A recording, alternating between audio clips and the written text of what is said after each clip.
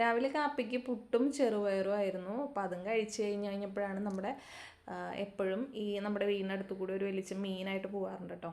അപ്പോൾ ആ വെളിച്ചൻ്റെ കയ്യിൽ നിന്ന് നല്ല ഫ്രഷ് മീനാണ് കേട്ടോ. അതുപോലെ തന്നെ മീനും ഞണ്ടുമായിരുന്നു വാങ്ങിയിട്ടുണ്ടായിരുന്നത്. അപ്പോഴേക്കും ചേച്ചി ഷോപ്പിലേക്ക് പോയട്ടോ. അപ്പോൾ ചേച്ചിക്ക് കുറച്ച് തയ്ക്കാനുള്ള തിരക്കും കാര്യങ്ങളായതുകൊണ്ട് ചേച്ചിക്ക് ഇന്നിപ്പോൾ ലീവ് എടുത്ത് നിൽക്കാൻ പറ്റിയില്ല കേട്ടോ. അല്ലെങ്കിൽ ഇവിടെ വരുമ്പോൾ കട അടച്ചിടാറാണ് പതിവ്. കടയുടെ കാര്യങ്ങളൊന്നും ഞാനിപ്പോൾ വീഡിയോയിൽ പറയാറില്ല കേട്ടോ. കാരണം ഞാനിപ്പോൾ പോകുന്നില്ലല്ലോ, അതുകൊണ്ടാണ് ഞാൻ പറയാത്തത് കേട്ടോ. നമ്മുടെ ഷോപ്പ് ഇപ്പോഴും തുറക്കുന്നുണ്ട്, ചേച്ചി തുറക്കുന്നുണ്ട് കേട്ടോ. അപ്പം അങ്ങനെ ഞാൻ ഞണ്ട് വൃത്തിയാക്കി വെക്കാമെന്ന് വിചാരിച്ചു. കാരണം ചേച്ചി വരുമ്പോൾ എന്തായാലും 6 മണി 7 മണിയൊക്കെ ആവും. അപ്പോൾ പിന്നെ ആ സമയത്ത് രണ്ടും കൂടി നന്നാക്കണ്ടേ. അങ്ങനെ ഞണ്ട് വൃത്തിയായിക്കൊണ്ടിരിക്കുക കേട്ടോ. അപ്പോൾ ജീവനുള്ള ഞണ്ടായതുകൊണ്ട് തന്നെ ഇടയ്ക്ക് കുഞ്ഞിക്കടിയും കുഞ്ഞു കുത്തൊക്കെ എനിക്ക് കിട്ടുന്നുണ്ട് കേട്ടോ. പക്ഷെ കുഴപ്പമില്ല. ഈ ഒരു തോട് പൊളിക്കലാണ് ഏറ്റവും പാടായിട്ട് എനിക്ക് തോന്നുന്നത് കേട്ടോ. കാരണം കുറച്ച് ബലം വേണം അതിന്. ബാക്കി എനിക്ക് ഞണ്ട് പൊളിക്കുന്നത് വലിയ പാടായിട്ടും തോന്നുന്നില്ല കേട്ടോ.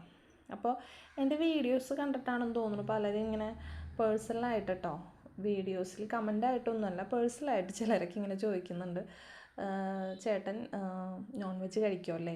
ഞാൻ എൻ്റെ വീഡിയോസിൽ തെളിച്ച് പറഞ്ഞിട്ടുണ്ട്, ചേട്ടൻ ശാന്തിയാണ്, പൂജാരിയാണ്. അതുകൊണ്ട് തന്നെ ചേട്ടൻ നോൺ വെജ് കഴിക്കാറില്ല, ഞാൻ മാത്രം കഴിക്കാറുള്ളൂ എന്ന്. ഞാൻ ഓരോ വീഡിയോസിലും കാണിക്കുമ്പോൾ പറയാറുണ്ട്, ഏട്ടന് സെപ്പറേറ്റ് വെജിറ്റേറിയൻ ഫുഡ് കാര്യങ്ങൾ ഞാൻ പറയാറുണ്ട്. എന്നിട്ട് ഇങ്ങനെ ചോദിക്കുന്നവരോട് എനിക്കൊന്നേ ചോദിക്കാനുള്ളൂ, നിങ്ങൾക്ക് വേറെ പണിയൊന്നുമില്ലേ? അല്ലാണ്ട് ഇങ്ങനെയുള്ളവരോട് എന്ത് ചോദിക്കാനായിട്ടാണ്? അങ്ങനെ ഞാൻ ഞണ്ടേറിയും കൂട്ടി നല്ല ആസ്വദിച്ച് ചോറ് കഴിച്ചുകൊണ്ടിരിക്കുക കേട്ടോ. അപ്പോൾ അതിൻ്റെ ഇടയിൽ പൊന്നെന്താ വരുന്നുണ്ട്. പൊന്നന് പെഡിഗ്രിയും കൂട്ടിയാട്ടോ ചോറ് കൊടുക്കുന്നത്. അപ്പോൾ വൈകുന്നേരമായി കഴിഞ്ഞപ്പോഴേക്കും മീഷോന്ന് എനിക്കൊരു കൊറിയർ വന്നിട്ടുണ്ടായിരുന്നു.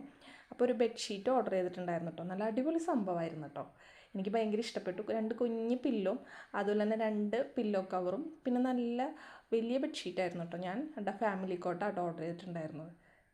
എന്തായാലും 350 രൂപയ്ക്ക് ഈ സംഭവം അടിപൊളിയായിട്ട് എനിക്ക് തോന്നി കേട്ടോ.